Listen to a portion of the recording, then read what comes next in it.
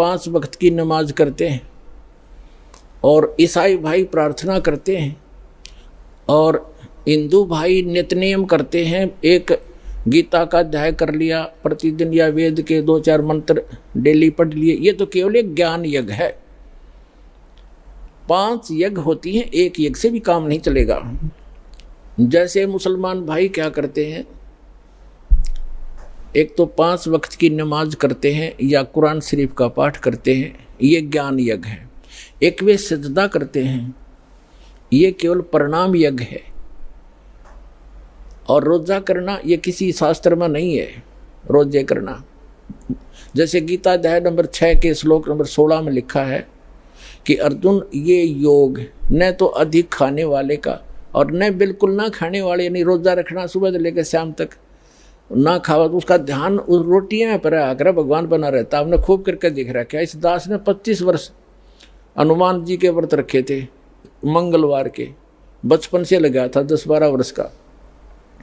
अब सारा दिन व्रत रखना जरूरी, 12 बजे के बाद खाना खाना, तो 12 बजे तक रोटी याद रहा करती। हनुमान जी तो शाम में रोटी खाएं पाछे याद आया करता। खाना खाने के बाद दिल करा करता है हनुमान चालीसा कर लूँ। तो जिसको कोई अभाव है किसी वस्तु का, वो भक्ति नहीं कर सकता। तो इस प्रकार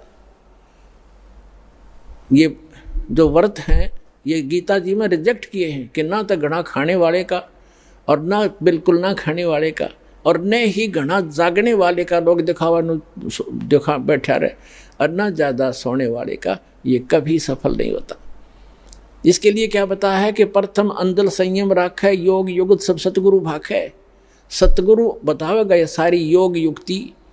अंदल संयम करे, खाना खावे अवश्य खावे, इतना भी नहीं खावे दड़ी पक्का खा ले फिर गुड़ाई टूटे नींद आवे, और इतना भी नहीं खावे कि आँथ मुछीरें कति कंडे में हो जा शरीर। रोटी खाओ अवश्य खाओ, ज़्यादा नहीं खावे, जीने के लिए खावे, खाने के लिए नहीं जीवे, एक नियम है इसका। कहते सतगुरु बताएंगे ये सब योग युक्ति।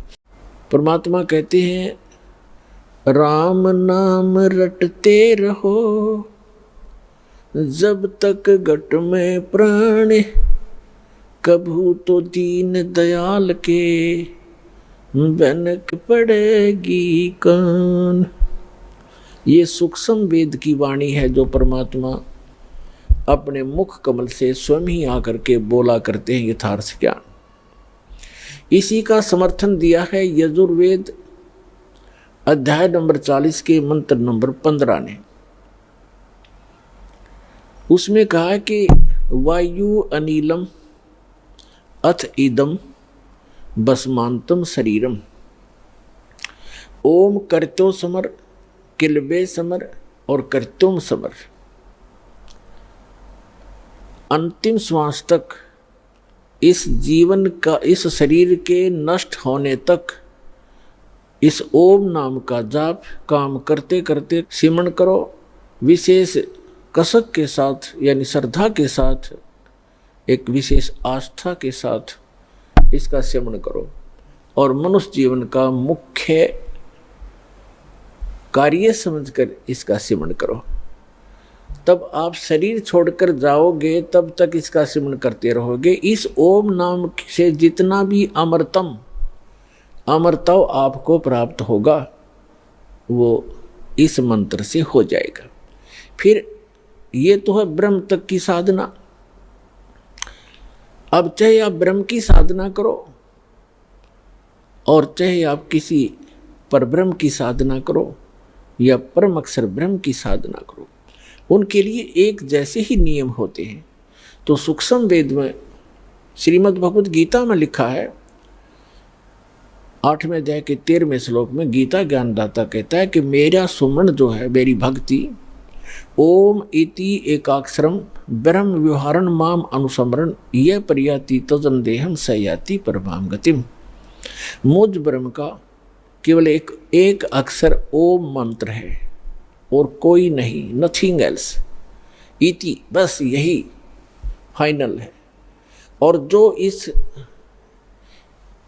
ये प्रयाति तजन देहम शरीर छोड़ते तक इसका सिमरण करता हुआ, उच्चारण करके सिमरण करता हुआ जो शरीर छोड़कर जाता है, स याति परमाम गतिम, वह ओम से मिलने वाली परम गति प्राप्त करता है।